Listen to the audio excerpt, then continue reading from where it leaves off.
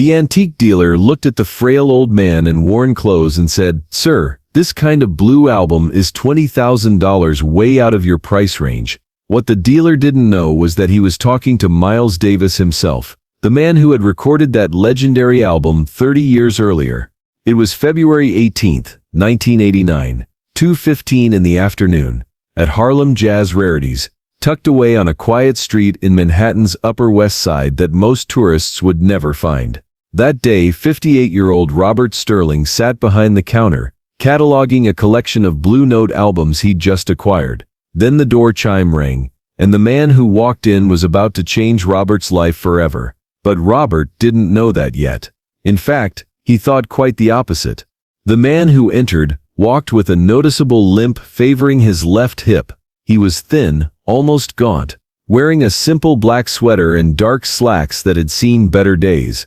Dark sunglasses covered his eyes, even though it was February and overcast outside. His walk was slow and deliberate, each step seeming to require effort.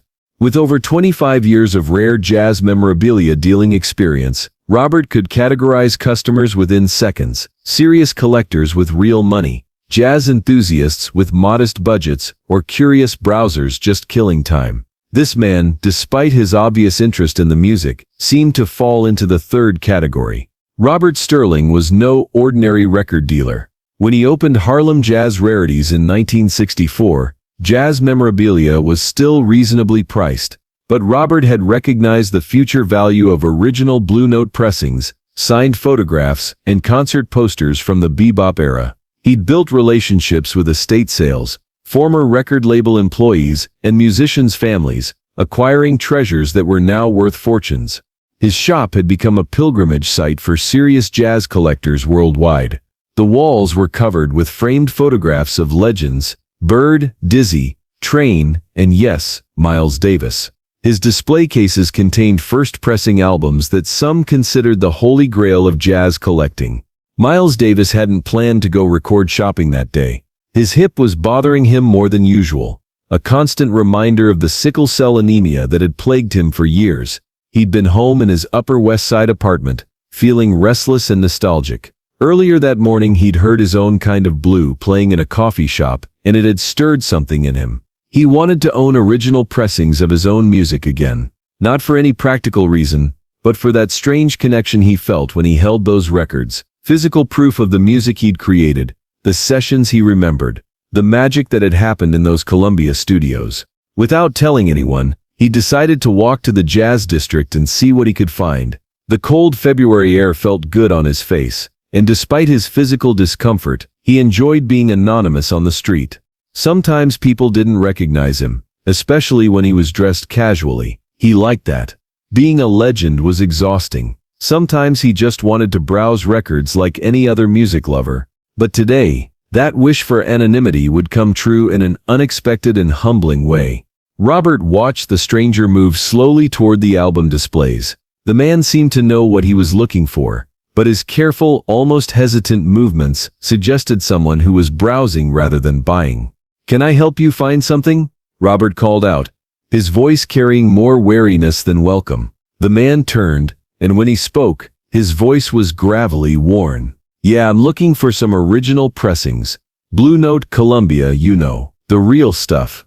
Robert raised his eyebrows. The man's voice was distinctive niche, that familiar rasp that came from decades of smoking and performing. But Robert was focused on other details. The man's clothes were nice, but clearly old. His hands showed the tremor that often came with age and illness. Most tellingly, he wasn't carrying himself with the confidence that Robert associated with serious collectors. Robert rose from behind the counter and walked toward the stranger. "We do have original pressings, but I should mention that this collection focuses on museum-quality pieces. The prices reflect that level of rarity." This was Robert's polite way of saying these records are expensive, probably beyond your budget. The man nodded, seemingly unbothered by what Robert was implying. "That's fine. I'm looking for quality." Robert guided him to a section of moderately priced albums. Still expensive by most standards at $300 to $500 each, but the cheapest items in his serious collection. "These are some excellent pieces," Robert said, actually showing albums that were among his more common stock, All original pressings, excellent condition. The man leaned toward the display case, adjusting his sunglasses to look at the albums. Then he straightened up and asked, in that distinctive gravelly voice, "You got any Miles Davis?" Robert nearly smiled condescendingly. Of course he had Miles Davis. He had what many considered the holy grail of jazz collecting. "We do," Robert said, a hint of superiority creeping into his voice. "But that material is in our premium collection. Quite expensive." The man nodded. "How expensive?" Robert paused, studying this customer more carefully. The tremor in the man's hands was more pronounced now, and Robert noticed how thin he was, almost fragile looking. His conclusion was immediate. This man was clearly dealing with some health issues, probably on a fixed income, definitely not someone who could afford his premium Miles Davis collection. "Well," Robert said carefully, "I have a mint condition original pressing of Kind of Blues from 1959. It's signed by Miles himself. The piece is valued at $20,000. Robert expected the man to look shocked, maybe apologize and back away, but the man just nodded thoughtfully. $20,000, he repeated slowly. "Can I see it?" Robert hesitated. This was clearly a waste of time, but he was a professional dealer. "Of course," he said, and walked to his premium display case behind the register. As he retrieved the album, Robert studied the stranger more carefully. The man's posture was slightly hunched, probably from back problems. His face showed the wear of someone who'd lived a hard life. But something caught Robert's attention. The way the man held his hands, fingers positioned as if he were holding an invisible trumpet. Robert placed the album on the counter and carefully removed it from its protective sleeve. 1959 Columbia 6i pressing, mint condition. And here he pointed to the cover, Miles Davis's authentic signature. The man looked at the album, and a strange expression crossed his face. Recognition, nostalgia, something deeper than simple appreciation. His fingers moved toward the cover, almost instinctively. "Please be careful," Robert said quickly. He hated when customers touched his premium pieces. The man smiled slightly. "Don't worry, I'll be gentle with it." Just then, the door chime rang. One of Robert's regular customers entered, Dr. Margaret Chen, a retired music professor and serious collector who visited monthly. "Robert," she called out, then noticed the stranger at the counter. Her eyes narrowed for a moment, as if trying to place a face, but then she moved to examine other items. Miles noticed the woman's glance, but wasn't concerned. He turned back to the album. "This is beautiful," he said slowly. "You know, I remember when this was recorded. March and April 1959, Columbia 30th Street Studio." Robert laughed impatiently. "Everyone has stories about famous albums. Last month someone told me they were at the Village Vanguard when Coltrane recorded A Love Supreme." Miles raised his eyebrows but didn't respond. His eyes drifted to the shop's walls, examining the framed photographs. Then he stopped at one particular image, a black and white photograph of the Kind of Blue recording session, showing Miles Coltrane, Bill Evans, and the rest of the sextet.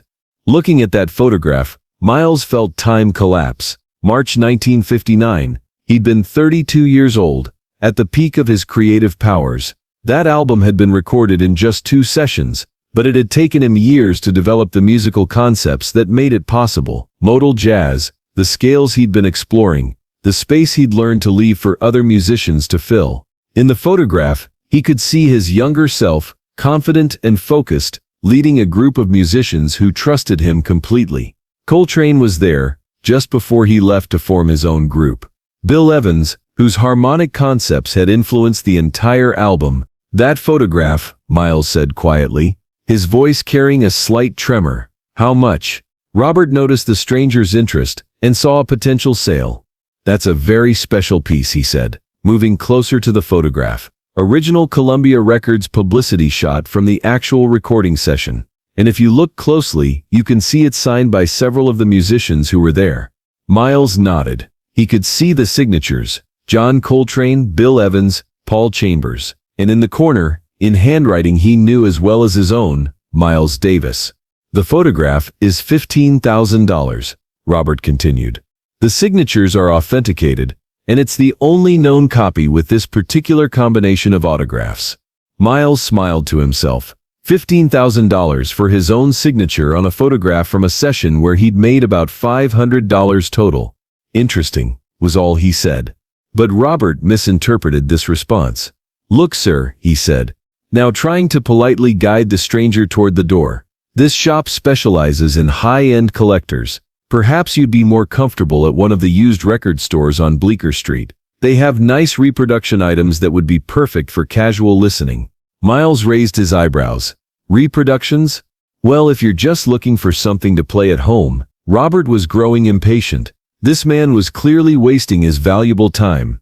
"I'm sorry," he continued, "but these prices are probably not in your range. As I mentioned, this is a premium collection for serious collectors." Just then, Dr. Chen, who had been quietly examining items on the other side of the shop, turned around. Her eyes locked onto the stranger's face, and her expression changed dramatically. Dr. Chen had written her doctoral dissertation on Kind of Blue. She'd studied every photograph, every interview, every piece of documentation related to that album. She'd seen Miles Davis in concert 3 times, and had met him briefly backstage at the Blue Note in 1987. And now, in this dusty jazz memorabilia shop, she absolutely recognized the man standing at the counter.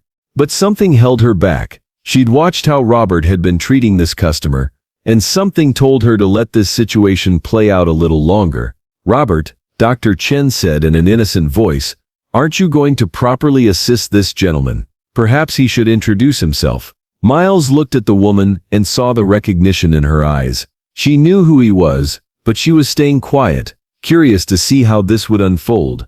"No need for introductions," Miles said, not hiding his distinctive voice at all.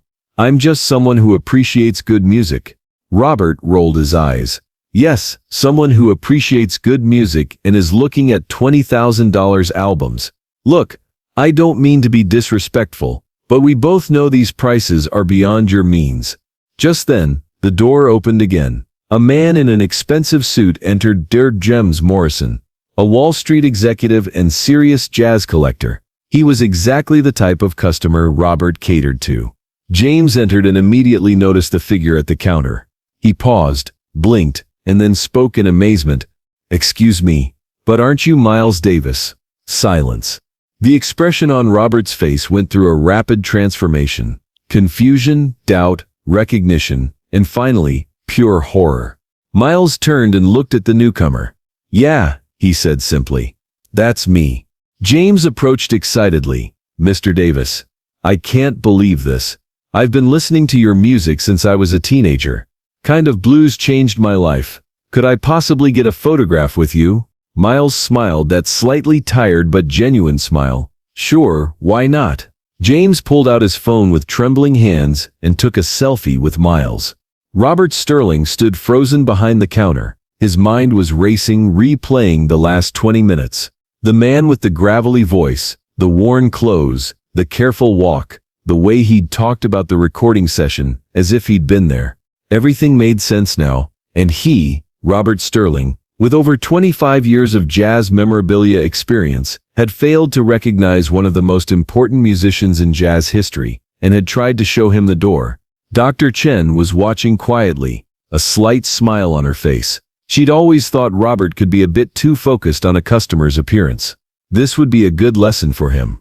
Robert finally managed to move. He came around the counter, his face flushed with embarrassment. "Mr. Davis," he said, his voice shaking, "I am so sorry. I didn't recognize you. My behavior was inexcusable." Miles looked genuinely puzzled. "Sorry? What are you sorry for?" Robert swallowed hard. "I was condescending. I treated you as if you couldn't afford these items. I judged you based on appearances. It was wrong." Miles thought for a moment, then nodded slowly. "Robert, right? I heard your name. Look, Robert, I've experienced every kind of treatment in my career. When people recognize me, they treat me like royalty. When they don't, well," he gestured around the shop, "it's all the same to me. I'm still the same person. Miles Dewey Davis from East St. Louis. What I'm wearing shouldn't change how people treat me." Robert felt his throat tighten. This man, this legend, was giving him a lesson in dignity and humility. "Let me tell you something," Miles continued, turning back to the album. "I recorded this album when I was 32, 6 months of planning, 2 recording sessions, and we created something that's still teaching people about music 30 years later. That signature you've got priced at $15,000? I probably signed that for some kid backstage who asked politely. Miles paused, looking at the photograph on the wall. That session, he said, was about the music, not the money. Bill Evans, Coltrane, all of us, we were just trying to make something beautiful. Now here it is with price tags that would have fed us for a year back then. Robert listened, ashamed and fascinated at the same time. But I want to buy these pieces, Miles continued. Not because of the prices, because they remind me of who I was when I made this music and why I made it. Dr. Chen quietly wiped her eyes. James had put his phone away and was listening respectfully. Mr. Davis, Robert said, his voice barely audible, I'd like to give you these pieces as a gift. The lesson you've taught me today is worth more than any price I could put on them. Miles shook his head. No, Robert, you've got a business to run. I'll pay what they're worth. But maybe next time someone walks in here, look at why they're here, not just what they're wearing. Music lovers come in all kinds of packages. Miles pulled out his wallet and handed Robert a credit card.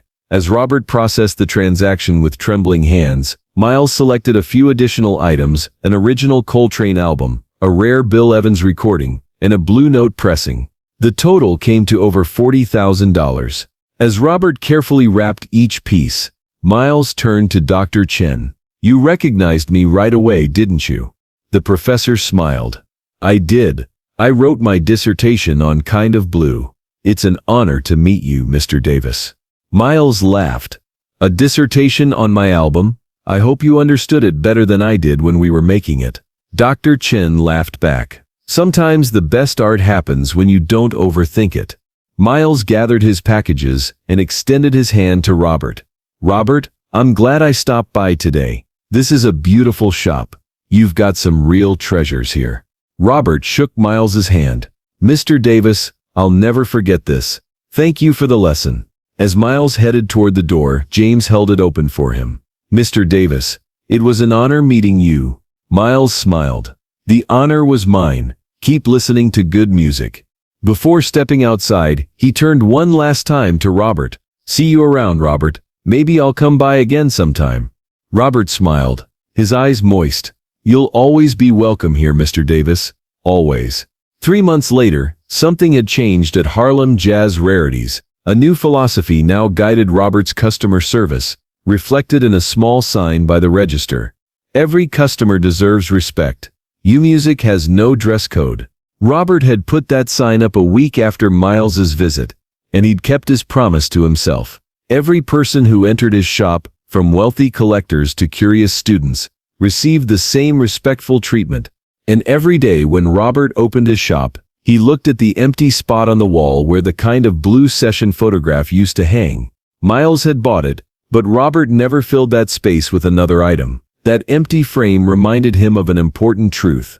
The most valuable lessons often come from the most unexpected teachers, and sometimes a legend walks in wearing ordinary clothes, carrying the greatest treasures of Almighty's wisdom and humility.